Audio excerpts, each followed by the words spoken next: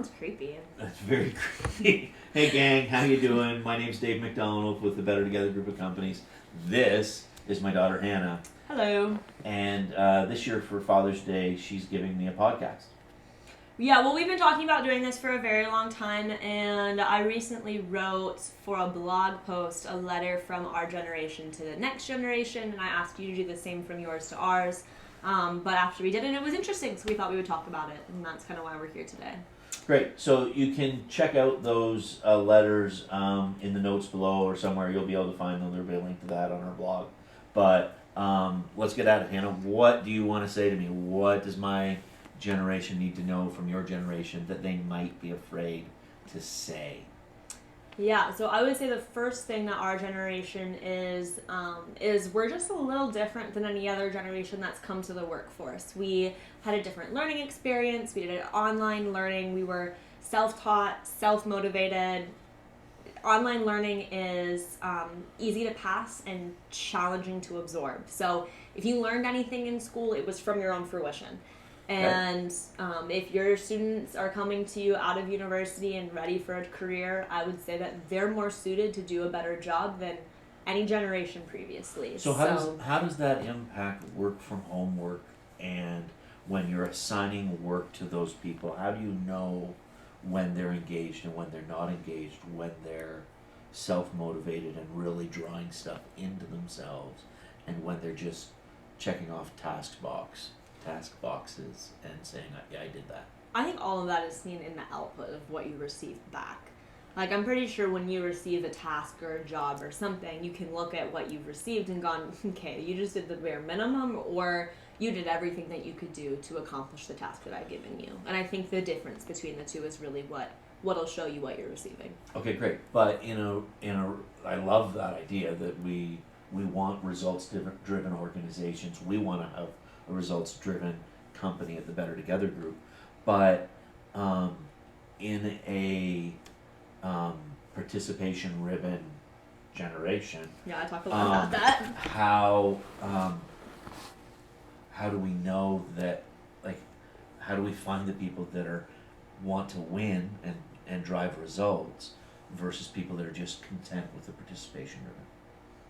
That's a great question, and I don't necessarily have an answer for you, but just off the top of my head, the way that you find and source your employees perhaps is going to be a good way to determine the kinds of employees that you're receiving. Sure. And so a lot of that's going to be seen in your interview stages, or how they're following up with you, or how they're communicating with you and seeking you out. Sure. Compared to the candidates who ghost you and you really want them because they have the best experience or the best resume, but they've got other offers elsewhere and they're not that interested in you. That employee is not going to give you 100%.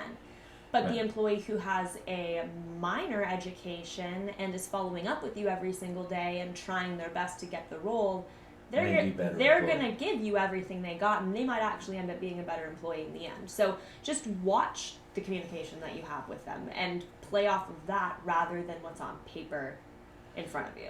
Sure. So one of the things that we talk a lot about at the Better Together group is the 3 I's. Intentionality, intensity, and integrity. They have the integrity because they're checking the boxes and they're actually doing the work. But it's how they engage with both intensity and intentionality that will really determine who the keepers are and who you want to throw back.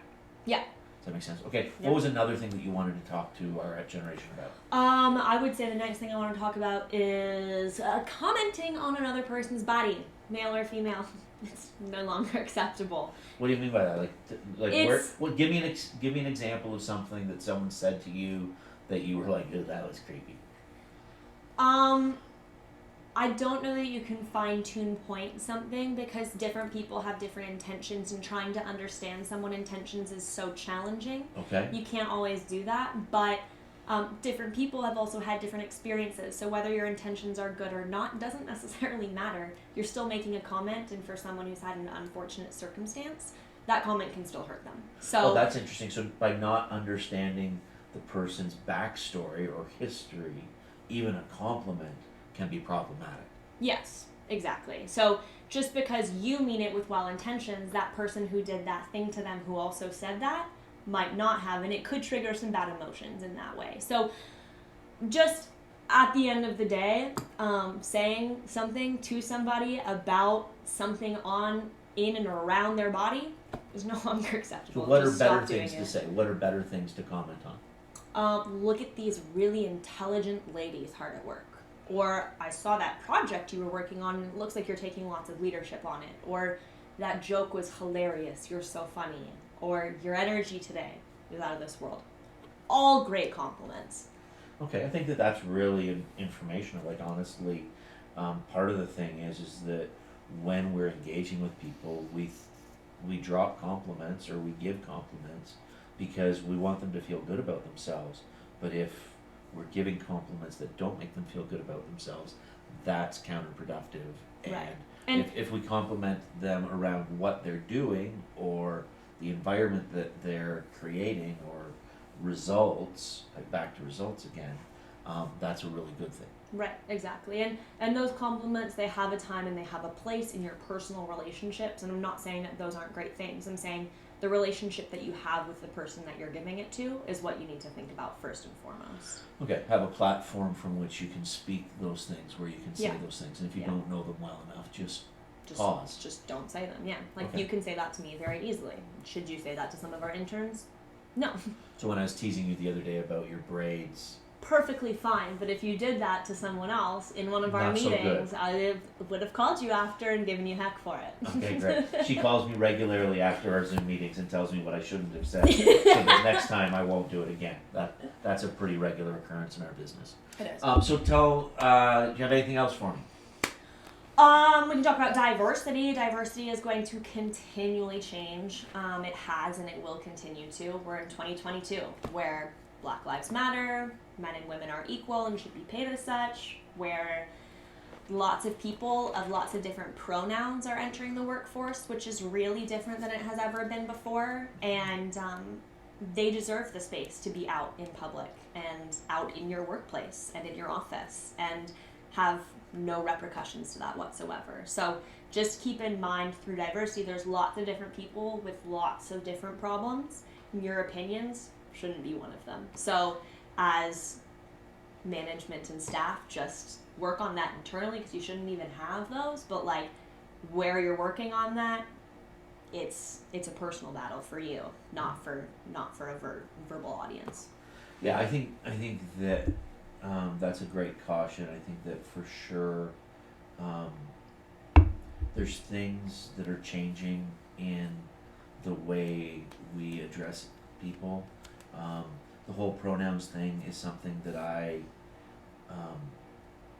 am struggling with understanding completely, but that doesn't make it an invalid thing at all. That just means I'm an old dog, and teaching me new tricks is hard.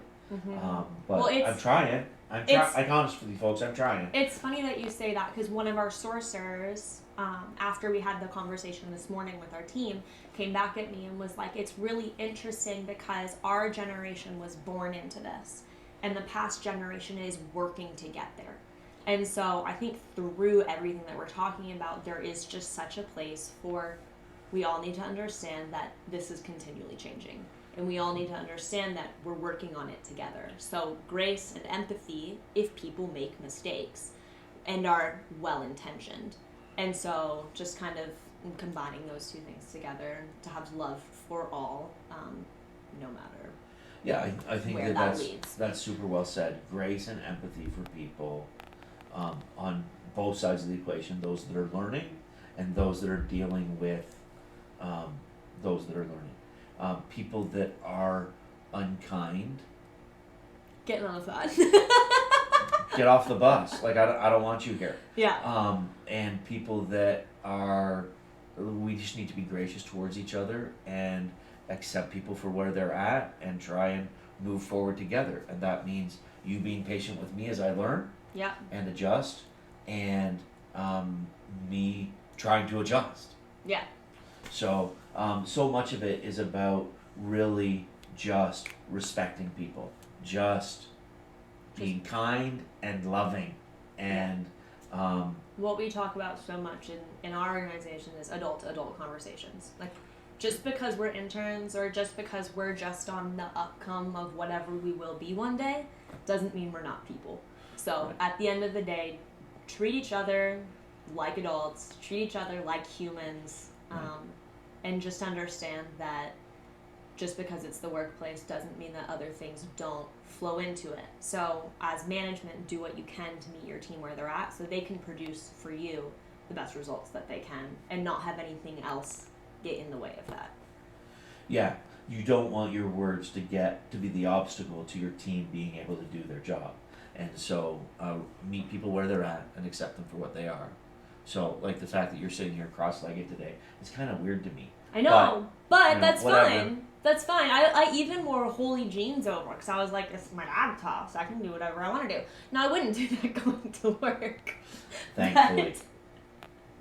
So, anyways, gang, hey, thanks so much for listening and hanging out with us. More of these will come. The open letter from Hannah to me and old people in general. Old people in the workforce. The older generation. I can't remember exactly how she said it. She was much more polite about it. We're going to post that here at the bottom. Check out the link, find the blog, and more of these conversations will be coming to you soon. All right. Thank you very much. Peace out!